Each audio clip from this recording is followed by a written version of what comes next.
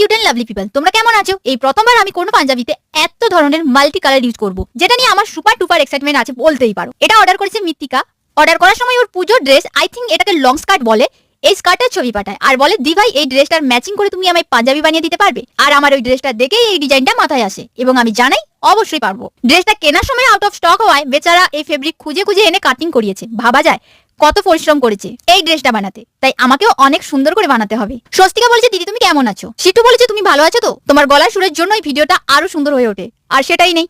ভিডিওটা এমন হয়েছে মন্দির আছে ঠাকুর নেই। প্লিজ প্লিজ আমায় গডের জায়গায় দিও না। প্রথমে বলে আমি একদম সুস্থ ও ভালো আছি, আর এখন তো কাজের খুব চাপ আছে, তাই মিনি ব্লগ কিংবা ভয়েস দেওয়া কোনো রিলসই আমি পোস্ট করতে পারছি না। সত্যি আমি খুবই ভাগ্যবান তোমাদের মতো মানুষগুলোকে পেয়ে। থ্যাংক ইউ সো মাচ সবাইকে। এই জন্য আমার খারাপও লাগছে তোমাদের মেসেজের রিপ্লাইও দিতে পারছি না, মেসেজগুলো দেখে রেখে দিতে হচ্ছে।